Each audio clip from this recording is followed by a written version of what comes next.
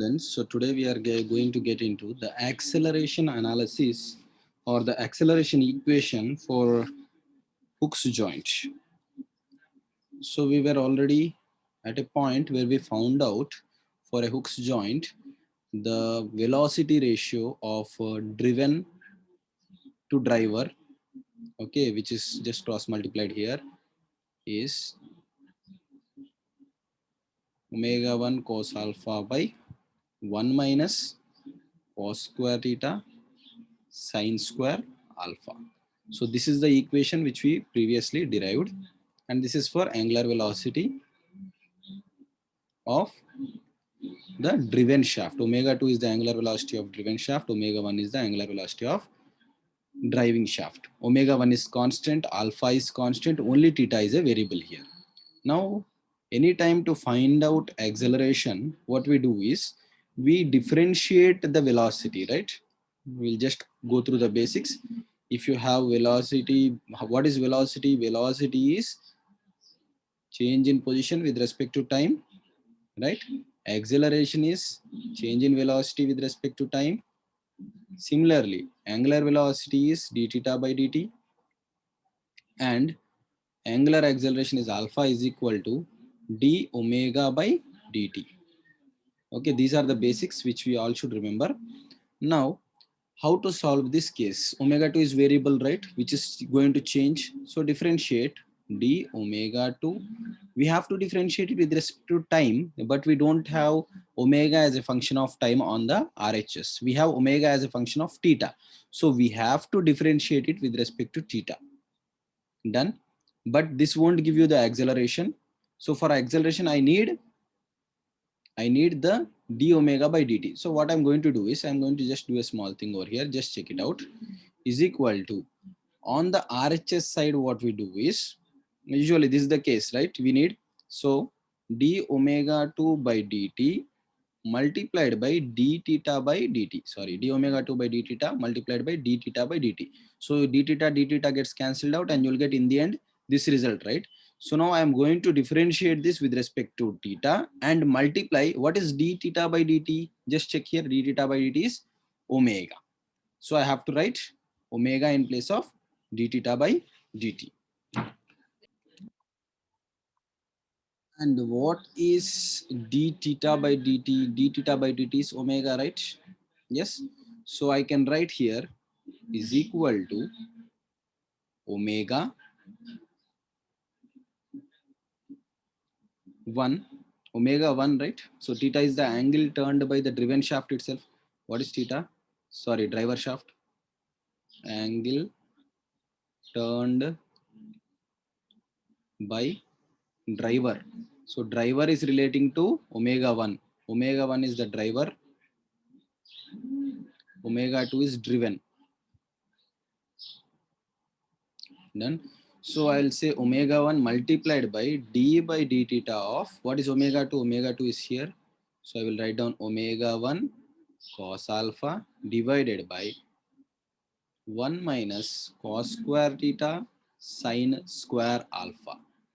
Now if you differentiate this, you can see that I can write the same thing in this format also. Omega 1 multiplied by, omega 1 is constant, right? Take it out. Alpha is constant, take it out, cos alpha. So omega 1 square cos alpha is taken out, d by d theta of, we are all familiar with x power n formula, right? D by d theta of x power n. So I will write 1 minus cos square theta sine square alpha whole power minus 1. I can write that, right? So now it is n, x power n format. So x power n is n into x power n minus 1. So I can write down d omega 2 by dt on the LHS side is equal to omega 1 square cos alpha, and differentiate this. So it is n into n into x power n minus 1. So cos square theta sine square alpha multiplied by minus 1 is minus 2, right? Then internal derivative. So differentiate 1 is 0, constant is 0, right? minus sine alpha is constant over here. Only cos square theta you need to differentiate.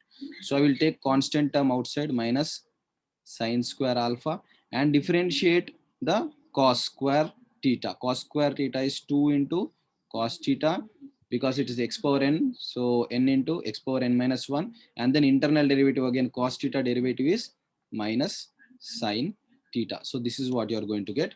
So x power minus 2 means it is 1 by x square, right? So now we are going to, this is alpha. That means angular acceleration is alpha, right? Angular acceleration is called alpha.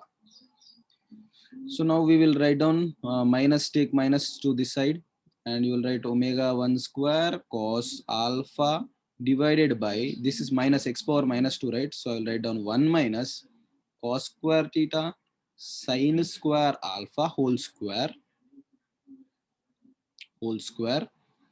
and on the numerator still we have this minus gets positive, right? So sine square alpha is as it is, sine square alpha is as it is, this one, and then this 2 cos theta sine theta, this minus has come here and become plus here, and 2 sine theta cos theta, or 2 cos theta sine theta is sine 2 theta, right? So this is the expression from which we will be able to find out the angular acceleration of the driven shaft. Okay, so we are going to get the angular acceleration of driven shaft from this expression over here.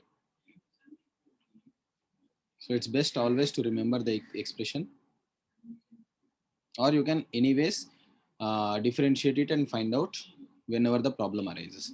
Now we have even maximum acceleration and minimum acceleration, as we have maximum velocity, maximum angular velocity and minimum angular velocity of driven shaft. So we'll have here maximum, sorry, we'll have maximum alpha. So when are you going to get maximum alpha? So maximum angular acceleration is also a case. So maximum, to find out maxima or minima, we have to differentiate to find out maxima. To find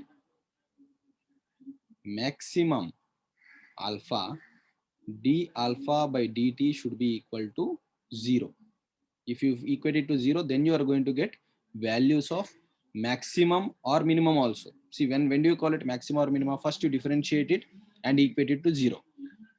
And then what you do, you again differentiate that whatever is differentiated. It means d square alpha by dt square. And then if you substitute that value of alpha which you get from this d alpha by dt equal to 0, and then if you get a negative value, then you will have maximum value. If you get a positive value, then you have a minimum value. It means you can find out maximum alpha and minimum alpha also from the same expression. But I'm going to give directly the equation how you will get after you equate it to 0, d alpha by dt equal to 0, maximum value you will get an equation like cos 2 theta is equal to sine square alpha, 2 sine square alpha divided by 2 minus sine square alpha. So this is the expression which you get, and you have to remember this expression for solving different problems.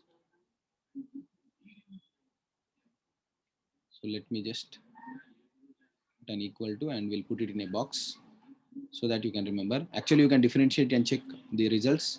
The differentiation is very large and cumbersome, so we are not going to do it right now. So this is for maximum angular acceleration. Let me write it down. This expression is for maximum angular acceleration of driven shaft. Driven shaft. This is the condition for, okay. And what is this? Condition for angular velocity of your driven shaft. Then, okay, then thank you, students. We'll meet in the next video.